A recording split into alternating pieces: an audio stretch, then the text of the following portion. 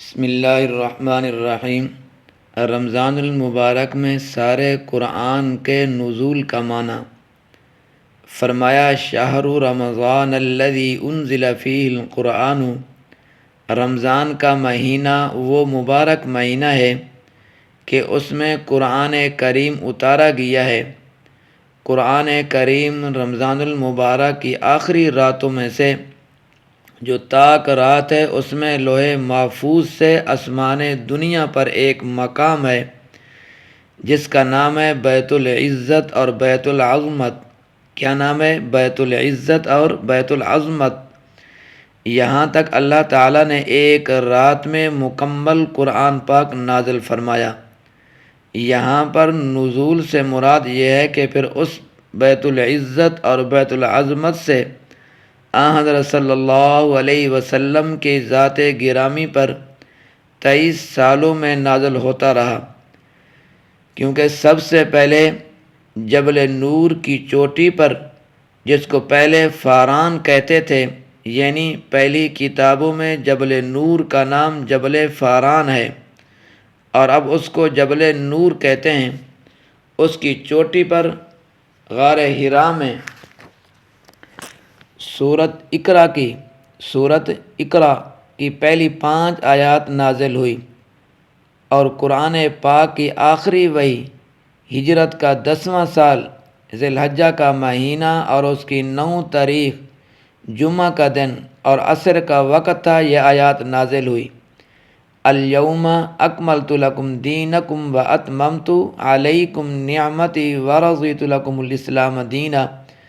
اس کے بعد اور وہی تو نازل ہوتی رہی، لیکن قرآن کریم کا کوئی حصہ نازل نہیں ہوا۔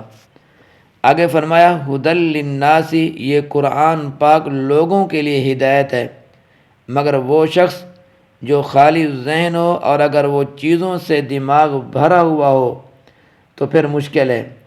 اس کو تم اس طرح سمجھو کہ پیالہ خالی ہے، اس میں تم ہیرے اور موتی ڈالو تو آئیں گے، اور اگر وہ پیالہ خشک یعنی کہ گوبر سے بھرا ہوا ہے، اچھی چیز سے بھرا ہوا نہیں ہے، تو جو ہوں گے نا موتی نیچے گر جائیں گے۔ معاف کرنا، ہمارے دل اس وقت گناہوں کے گوبر سے بھرے ہوئے ہیں، اللہ کی نافرمانی کر کر کے، اللہ کے حکم کی عدولی کر کر کے، اور اسی طرح حضور صلی اللہ علیہ وسلم کی سنت کے خلاف زندگی بسر کر کے ہم نے یہ سمجھا ہوا ہے اگر ہمارے پاس پیسے آ جائیں، دولت آ جائے، ہم یہ سمجھتے ہیں اللہ ہم سے راضی ہو گیا ہے۔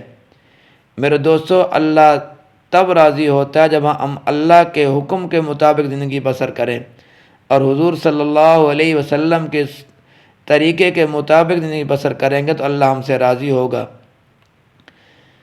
فرمایا، اس واسطے صحیح بات ہمارے برتن میں نہیں آتی، نیچے گر جاتی ہے۔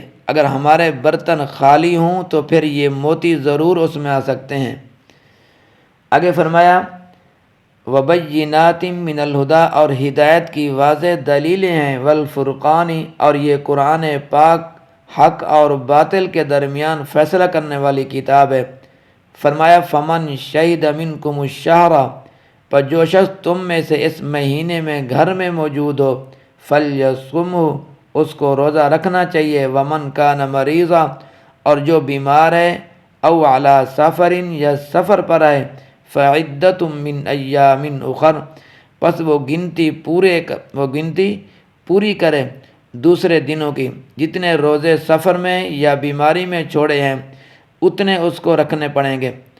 فرمایا، یرید اللہ بکم الیسر، اللہ تعالیٰ تمہارے بارے میں آسانی کا ارادہ فرماتے ہیں۔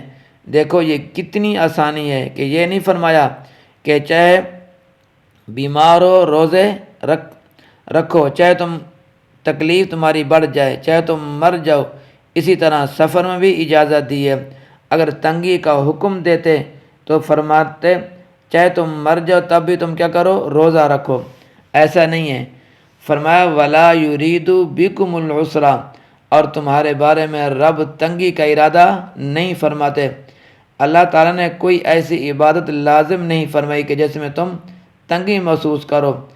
آگے فرمایا، وَلِتُكْمِلُوا الْعِدَّةَ، یہ دوسرے دنوں میں روزہ قضا کرنے کا حکم اس واسطے ہے کہ تم روزوں کی گنتی پوری کرو، جتنے روزے تم نے بیماری یا سفر میں چھوڑے ہیں وہ رکھ لو تاکہ تمہارے روزے 29 یا 30 پورے ہو جائیں۔ اللہ اکبر۔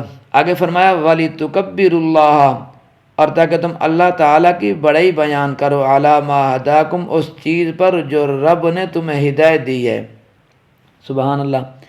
ہر وقت رب تعالیٰ کی حمد و ثنا ہونی چاہیے۔ حدیث پاک میں آتا ہے کہ یہ چار کلمے بڑے بہترین ہیں، بہت ہی پسند ہیں، بہت ہی محبوب ہیں۔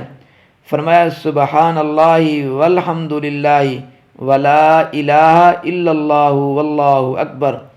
فرمایا ہر وقت پڑھتے رہنا چاہیے، وضو ہو تب بھی پڑھیں ان کلمات کو، اگر وضو نہیں ہے تب بھی تم اس کو پڑھ سکتے ہو۔ اسی طرح عورتیں ان دنوں میں بھی پڑھ سکتی ہیں جن دنوں میں ان کو نماز کی چھٹی ہوتی ہے، رخصت ہوتی ہے، نماز کی معافی ہوتی ہے۔ نماز نہیں پڑھ سکتی مگر درود شریف پڑھ سکتی ہیں، رب تعالیٰ کا ذکر بھی کر سکتی ہیں۔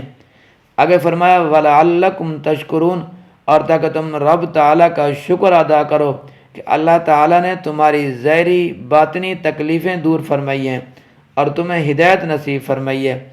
میرے دوستو، ہم مسلمان جتنی ہی اللہ کی حمد بیان کریں، جتنی ہی اللہ کی تعریف بیان کریں اور جتنی ہی ہم اللہ تعالیٰ کا شکر ادا کریں اتنا ہی کم ہے۔ اللہ تعالیٰ نے ماں کی گود میں ہمیں کلمہ نصیب کر دیا، اللہ تعالیٰ نے مسلمان کے گھر پیدا کیا، اللہ تعالیٰ نے ہمیں مسلمان پیدا کیا اور مسلمان کے گھر پیدا کیا اور پھر مسلمان ہی رکھا۔ دعا فرمائیں کہ اللہ تبارک و تعالیٰ اسلام والی زندگی نصیب فرمائے اور ایمان والی موت نصیب فرمائے۔ اللہ تبارک و تعالیٰ میرا اور آپ کا حامی و ناصر ہو۔